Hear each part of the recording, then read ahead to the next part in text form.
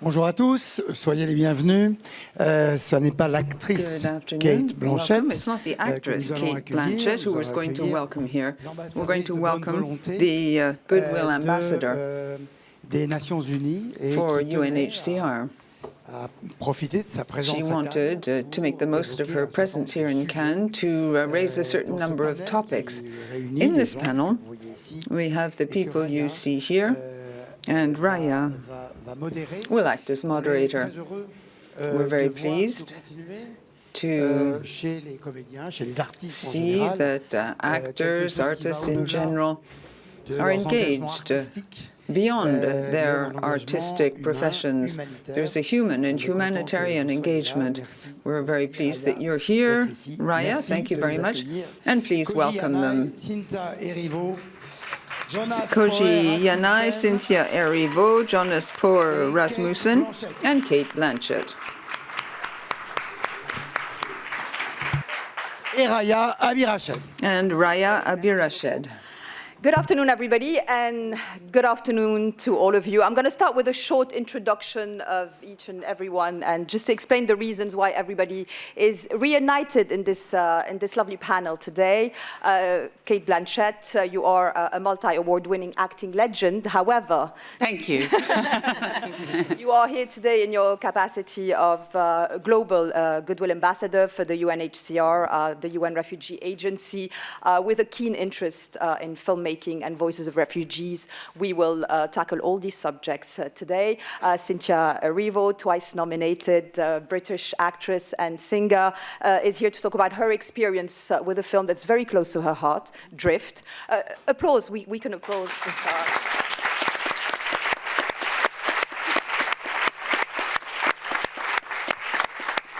Jonas Poher Rasmussen is a Danish multi-Oscar-nominated filmmaker. His animated movie Flee made the rounds in international filmmaking, also with a keen interest in voices of refugees and empowering those voices. So thank you for being with us today.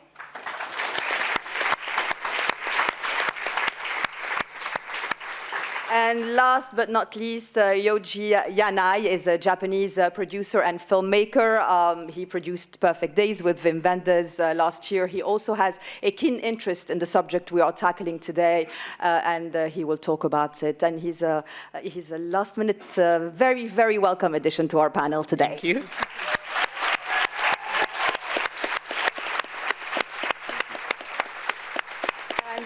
Just a little bit about the reason I'm here today. I'm a host of a film show in the Arab world, but I am also a regional Goodwill Ambassador for the UNHCR. I am very much part of the conversation because of my keen interest in both filmmaking and empowering voices of refugees. So thank you for having me.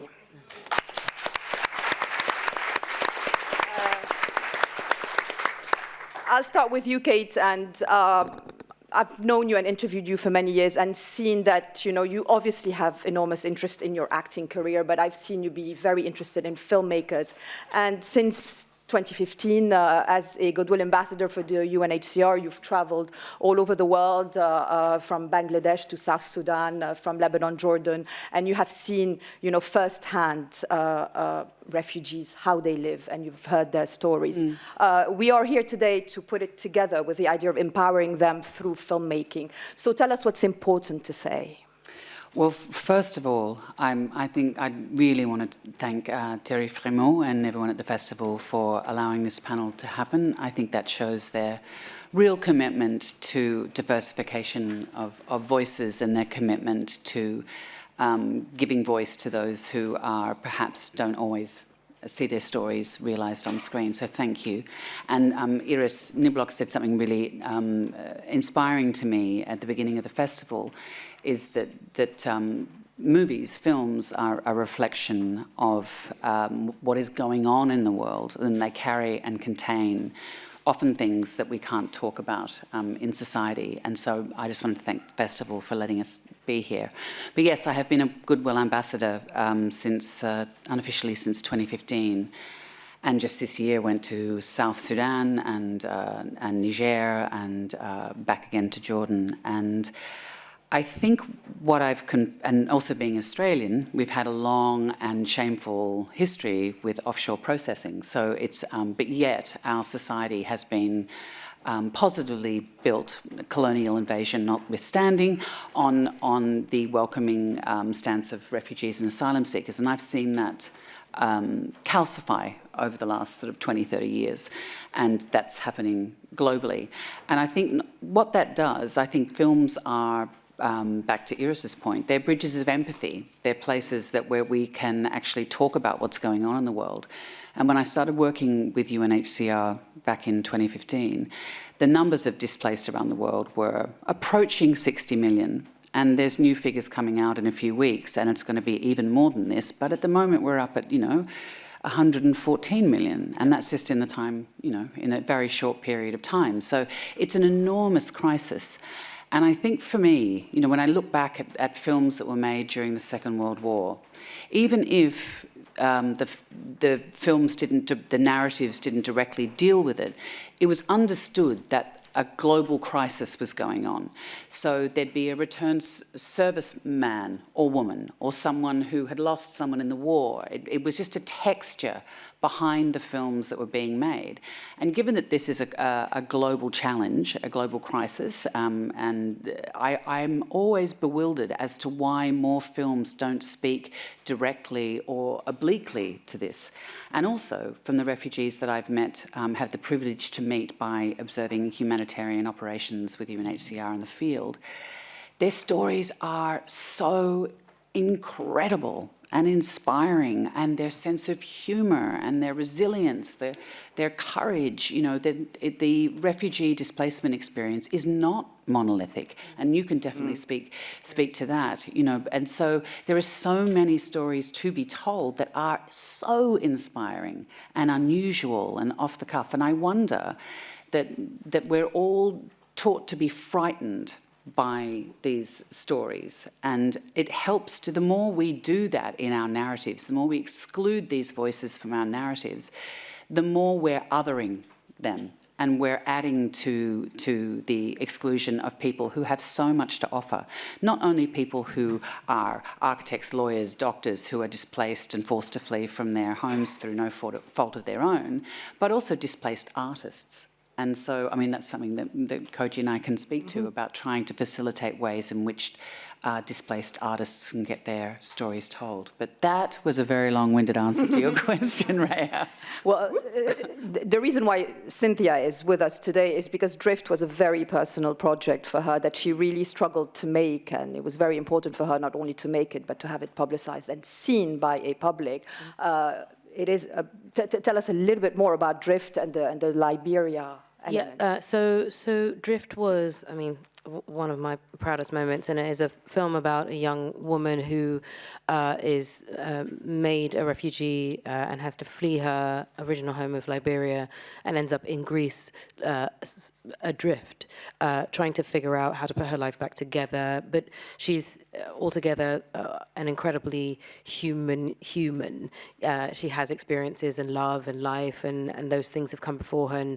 And the reason I wanted to make it was because I felt like it was showing us that each person is more than the sum of the experiences that they have. They are more than just the title we give them. Yes, she is a refugee, but she's also a young woman who fell in love and had to leave a partner, but also finds friendship and finds solace in people and discovers a part of herself that she might have left behind. And the reason I also fell in love with this piece is because I knew that my mother had a similar experience when she was about 15. She was around in Nigeria during the Biafran War, and she actually recently just saw the film, literally a couple of days ago, and without prompting, her first sort of reaction was, this reminds me of when I was 15 and we were running and how hard that was and what that felt like. And I think more than anything, I was alerted to the fact that these stories are really important because not only do they share the experience with us onlookers so that we can have an understanding of the experience of others, but it also allows those who have experienced it to process some of that. And and in a way that allows humanity to exist. And I think that without these films, we're silencing people. We're telling other people that their stories don't matter, that their experiences don't matter. And I think as human beings, we're a little bit better than that. So I think it's important to start opening the doors to film that gives us insight into the full human experience. Yeah.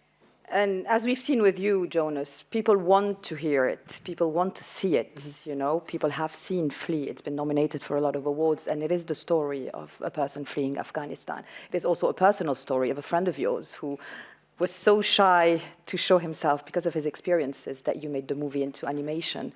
Tell us about that experience and what eyes it's opened for you. What's been your experience through it? I mean, I met Amin when I was 15 years old. I grew up in this very small village in Denmark. And one day Amin showed up all by himself from Afghanistan. And we started meeting up every morning at the bus stop going to school, and we became friends. And I think Flee is born of, you know, a fundamental curiosity I had already back then about how and why he had come. But he didn't feel ready to share it. And also I think a lot of it was because he wanted to start anew and not being labeled as being a refugee, but just being a human being, because he had been a refugee for so long. So I think what made Flee resonate with the audiences is that, you know, it's not a refugee story as per se. It's a story about friendship. And Amin was very clear in the beginning that he didn't want to be victimized. You know, in our friendship, there's a lot of laughter, there's a lot of fun, and he wanted that to be in there as well. You know, he's not just a refugee. Being a refugee is not an identity. Like he's a human being, and he loves his cats. He loves, you know, taking pictures of the flowers in his garden. He has a husband. He loves to cook. You know, all these things that makes us human beings. So for him, it was super important to have these things in there. So he felt like, you know, I'm not just this person who went through something. I'm actually a person like everyone else. And I think that's what resonated with people as well, that this is a story told from the inside of a friendship and not just someone looking to tell a refugee story.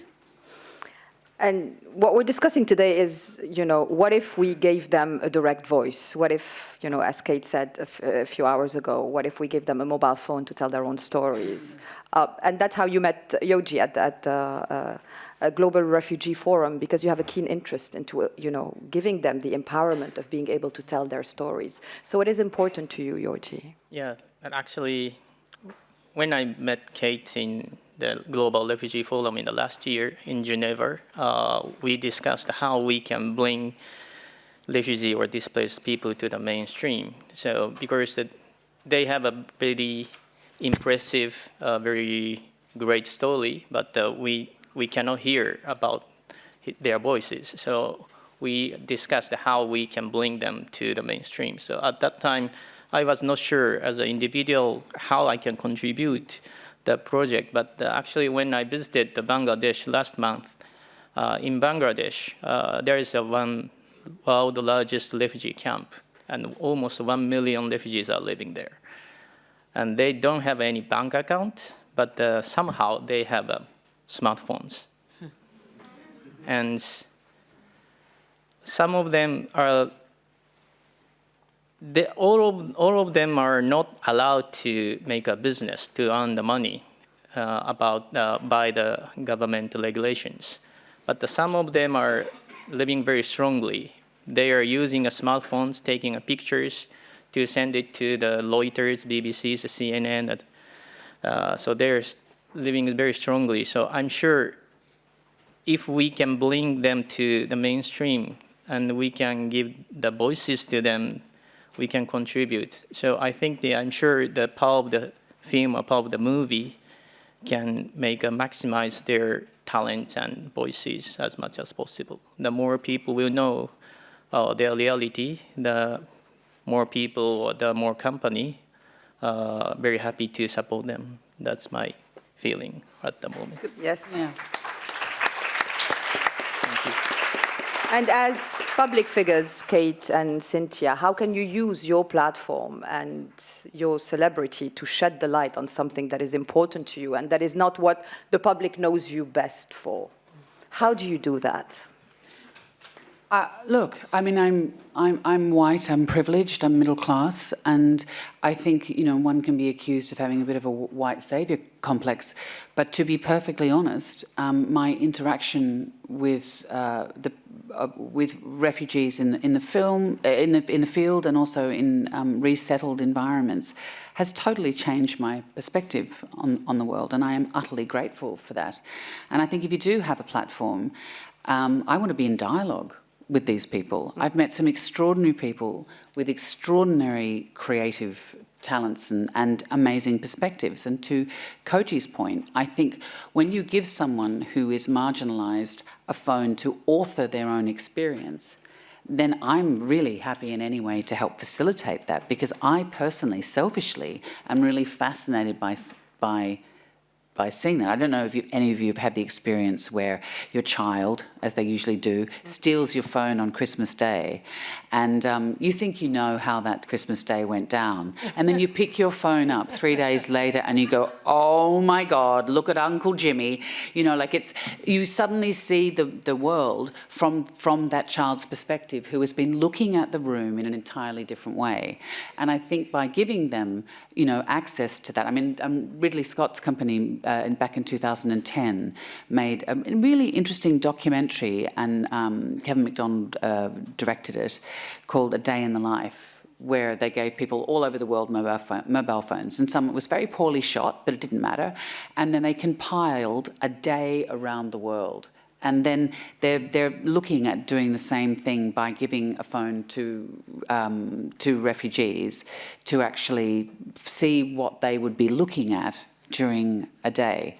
And I think it would be eye-opening, not only some points of difference and challenge, like basic things, you know, because there are basic necessities that we all need to survive, and refugees are absolutely the same and often don't get provided with those basic needs.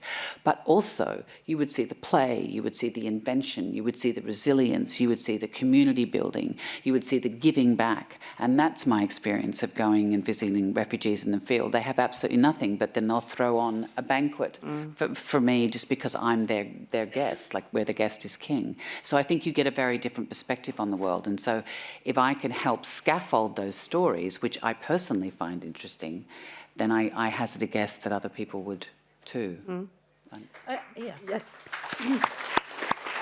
And Cynthia, let's talk about the challenges of that as well. Yeah, the thing I found when once we had made Drift, and because it was difficult to make it in the first place, to get the funding to make it from scratch. And I mean, I was asking friends, and we had financiers who were private, and whoever, to find the money wherever we could find it. And we didn't need much, and it doesn't take a lot to make these projects, but it's surprising how little people want to give.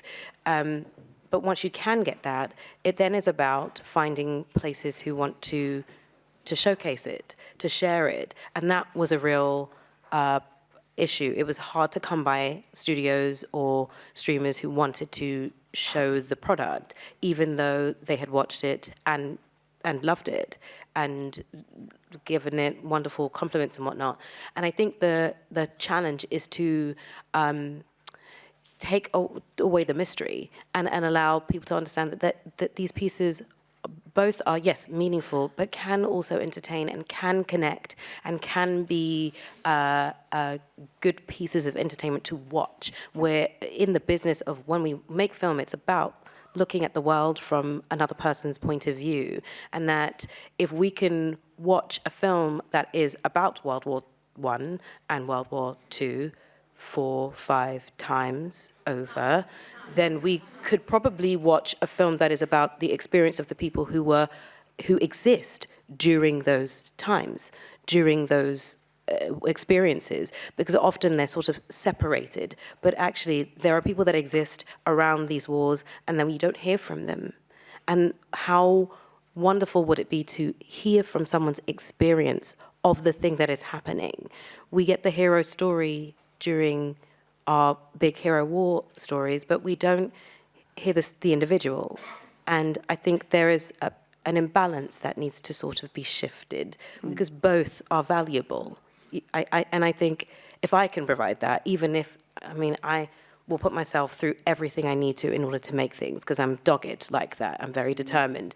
And that's exactly how I was with Drift. And if I find stories that move me, regardless of whether they're connected to me or not, if they're connected to a person who I find fascinating, who wants to tell their story, I want to help.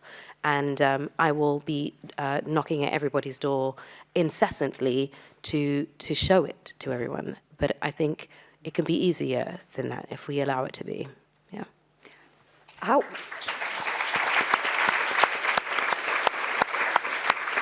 Jonas, run us through your experience, how it happened. Was there resistance to watch the film in the beginning because of the subject matter, and then when it started being nominated, there was keen interest? Was that how it happened? Yeah, pretty much. And I think, people had resistance towards it being an animated documentary, because animation is for kids. About refugees. About refugees. And of course, the film is called Flee, and is about a refugee. But I think slowly it dawned on people, okay, but this is actually a film about home, and a place that we all want. This place in the world where we feel we belong and where we can be who we are with everything that entails. And that's really the story of Amin, and that's the fundamental story of being a refugee. It's losing your home and looking for a new place where you can be who you are. And it's relatable. It's a human story. It's not a refugee story. It's a human story. So slowly, when we got all the award circuit stuff, then people started seeing it, and it seemed like a lot of people were surprised that actually, but this is about me as well, and they connected to him. I am interested in it. Exactly, yeah, because it's a human story, fundamentally. And I think that's what's important, when telling these stories, that we don't make it about just a refugee, but, the individuals. But it's interesting, too, that when we think about telling these sorts of stories, we think about something that is heavy and worthy and educational, and sometimes those things are good and important, and that's the best way to tell the story. But to do it through animation, where people are automatically attending to the narrative in a slightly different way. Or there was a film that I saw not that long ago called His House, which was shown on Netflix. And Remy Weeks directed it. It was premiered at Sundance, and it won a BAFTA. And it was a horror movie, ostensibly, about two resettled refugees from South Sudan in a house in the northern part of England, into a very kind of sterile, abandoned house that what the local white people didn't want anymore. And what happened, it was really a film about PTSD. And when you flee and you are resettled, as your film speaks to, it's not over. I mean, if we look at, the extraordinary Iranian director of The Seed of the Sacred Fig, who only last week had to flee Iran, and he said that anyone who flees Iran always has a suitcase packed. And so this film really spoke strongly to that, and all of the ghosts and the trauma that had haunted them came into this house in England, and it was a thoroughly terrifying, entertaining horror movie, but you were invited into what it felt like to live with that trauma in a genre film. And so it doesn't have to be, it always doesn't have to sit. That's what I mean about it being a slight failure of imagination. Is there's so many ways, as many experiences, and to break down that sort of monolithic categorization of refugees. There's as many ways to tell those stories as there are stories to tell. Absolutely, and there's so much creativity and so many people you might have met through your journeys, whether you're in HCR, myself, you meet them, they teach you something. It's not the other way around. You come back empowered by them and not the other way around. And therefore, my next question is, what can we do on the ground? And Yoji, I'm looking at you as well, in terms of, a fund for them. How can we empower them? How can we give them the idea and the notion that they can actually be filmmakers, that there is no stigma to what they're going through, but it's an opportunity to tell their story, and a story that no one else would have heard in that way. How can we empower them that way? Right. So actually, they already have a story. Yes, exactly. They have to tell it, and in the right Huge way. and strong story, and they have a talent as well. So I think the people who has a, I don't know how to say it, a kind of power to give them, to elevate and to give the voices, that's the most important. And I think actually, when I visited Bangladesh, at that time I was visiting as a group officer of the first retailing, because our company is supporting the refugee more than 15 years. So I was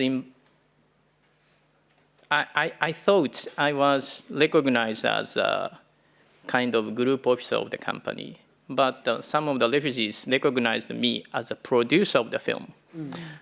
So somehow they knew the perfect days through the smartphones.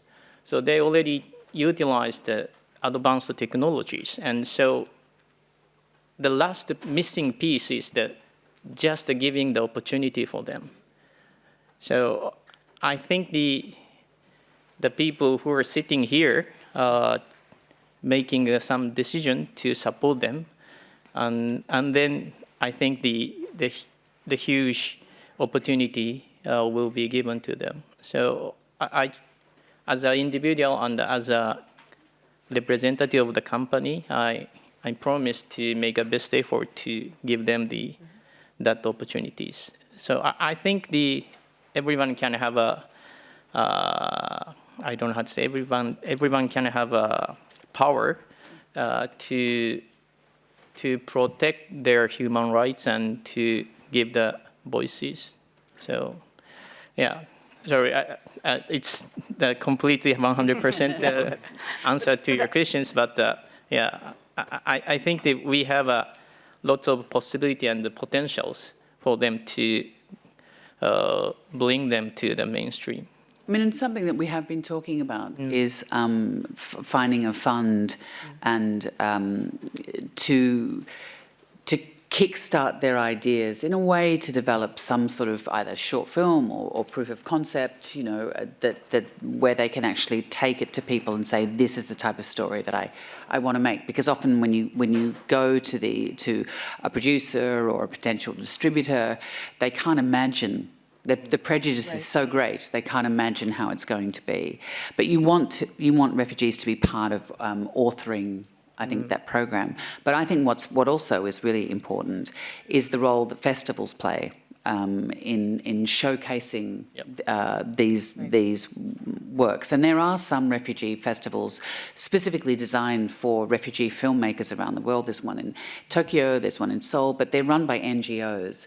And they're kind of, in a way, they're very important, but they're slightly ghettoized. And I think what we're trying to discuss is how to bring these incredible stories of courage and resilience into the mainstream. And, you know, I was speaking to Matteo Garroni, who made an amazing film, Io Capitano, and, you know, that there are a lot of people who felt that extraordinary film, it's like, they were too courageous. You know, it was, you think, well, they were.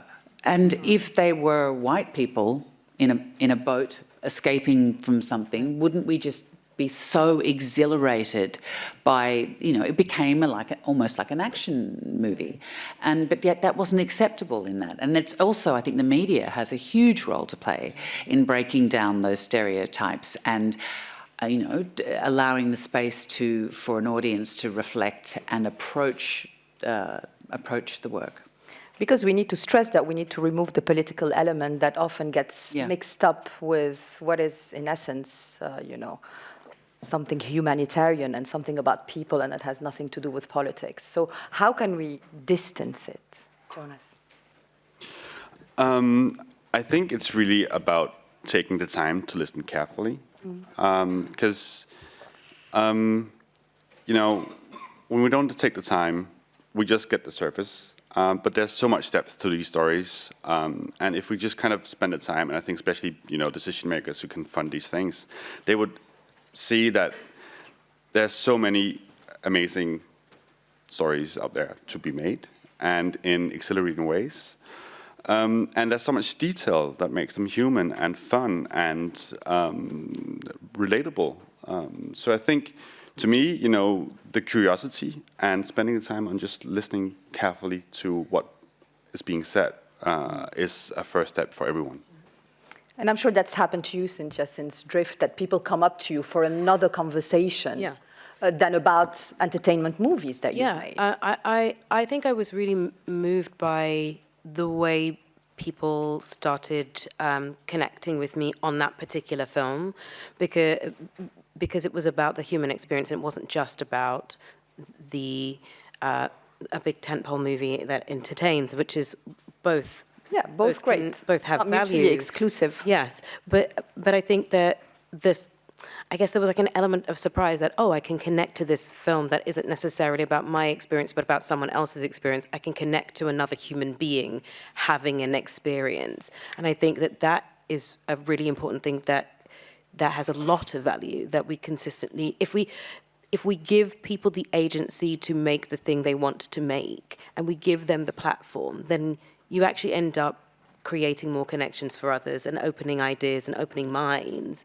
And even though at this moment in time, sometimes the foresight is small, and we can only see one way of it going, and we can only see one idea of what an experience can be. Each individual has a completely different experience. So you cannot actually know until you allow them to share it. And I think having these conversations with people about what this film was and who this woman was and who her friend was, and the fact that both of these people in this story have a similar experience, and that they both are seeking solace in friendship, because that's really what this is about.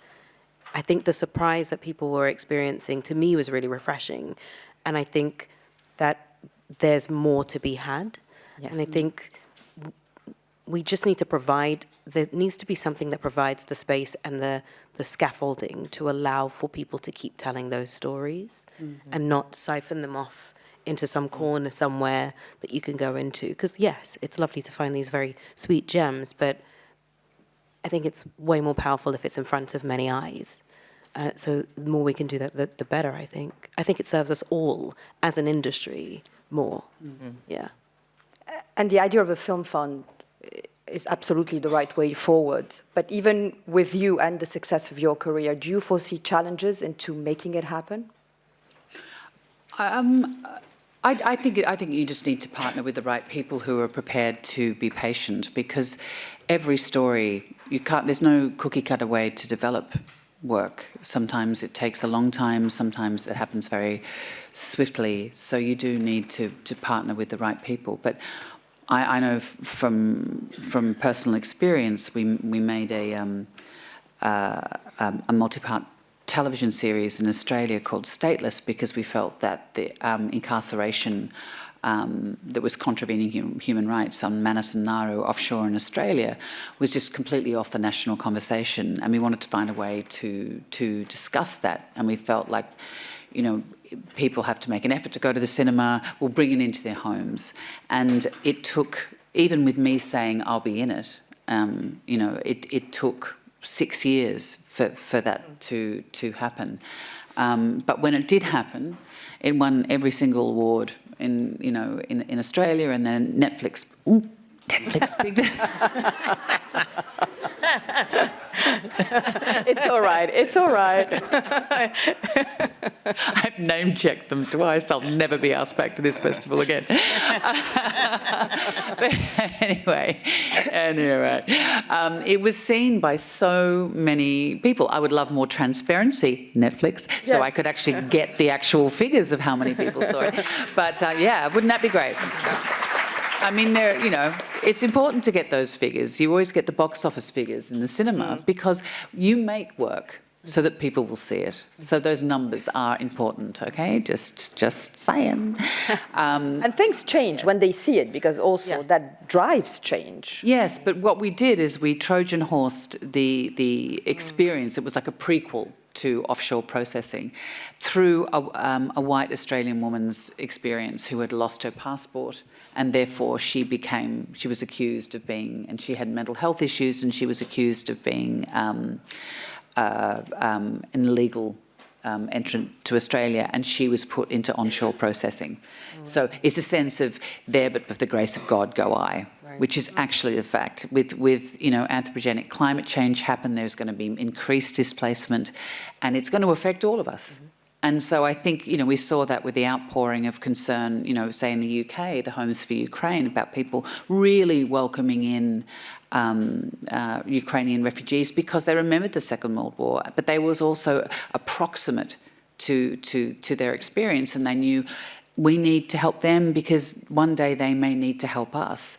But yet the frustrating thing is Yemen is forgotten, and South Sudan is forgotten, and what is happening in Democratic Republic of Congo is helping. What is happening in Gaza? It's all of these things that somehow certain conflicts and displacements are more prioritised than others. But that's not what we're here to talk about. But yeah.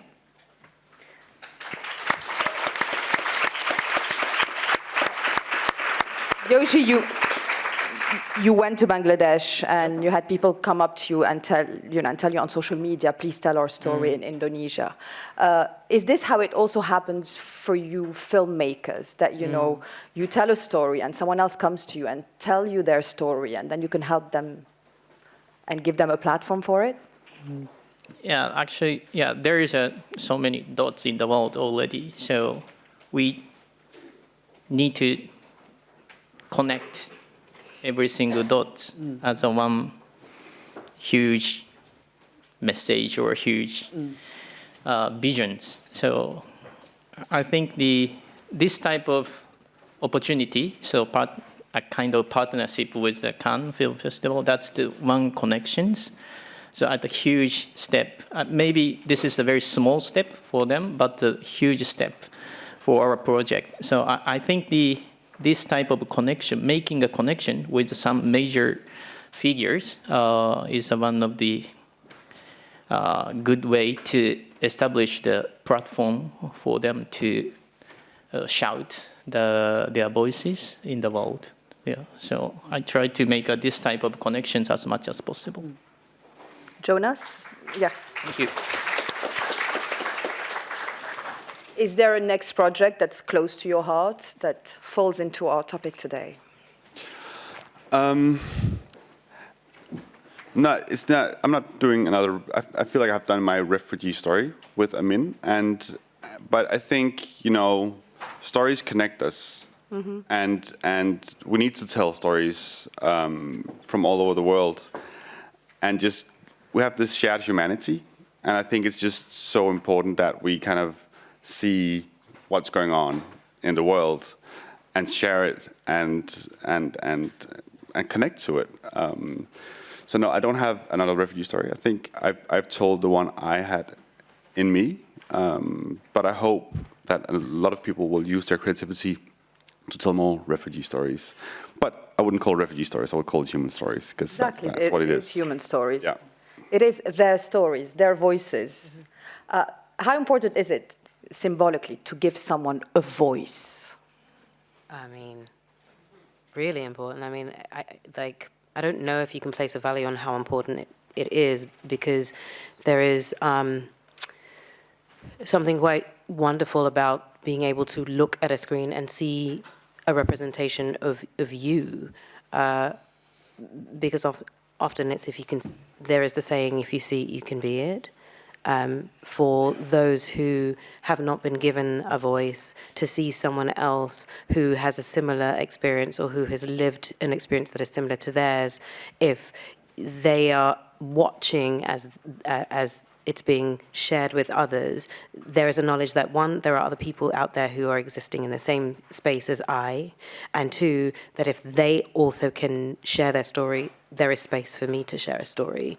And that goes across the board, and that's not just talking about stories of those who have been displaced, and refugee stories. It's talking about young black women, young queer women. We're talking about those people who are othered, who often don't get a chance to see themselves, getting a chance to see themselves. So to be able to provide a space where one's voice can be heard is always important. It's often our first way into knowing, oh, I exist. And my story is important as well, and my human experience is also important and can be shared. Yeah. And I think, I mean, these people who are displaced have a voice. As Koji says, they have a story. It's just, back to your point, it's about how do we listen to them? Yes. And I had this experience not that long ago. We produced a television series in America called Mrs. America. Mrs. America. And we sat down in a development stage and said, look, as an exercise, let's just make a list of all the female directors who are really interesting and we would like to work with. And we thought, you know, there'll be 70, without even working that hard, you know. And so I would love to say to people when they're thinking about directors that they might work with or stories that they might be interested in, just as an exercise, just make a list of people who don't look like you or haven't had experiences like you, and see what stories we might like to tell.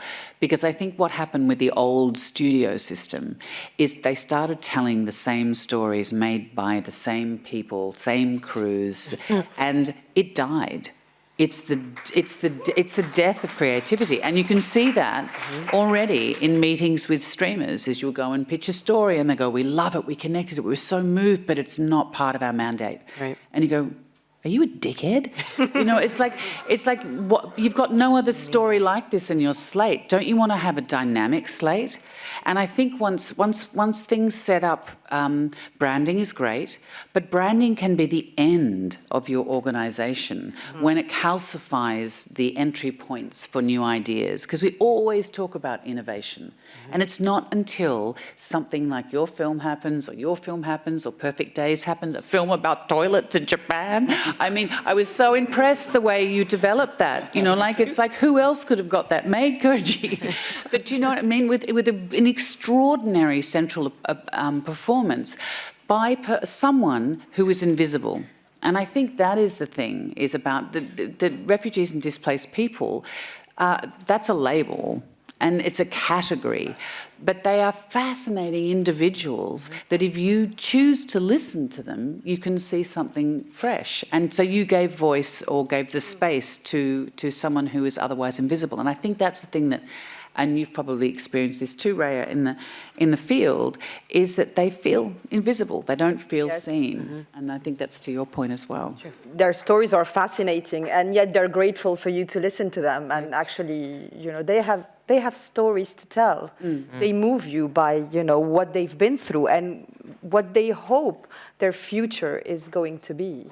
They're very hopeful people, and this is my experience. And that's why I feel that there are so many stories that we can tell from their point of view, or we can have them tell from their own point of view to us.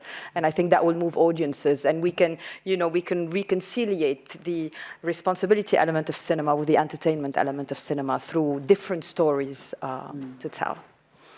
I believe that concludes our panel today. Thank you so much to all of you. Thank you very much.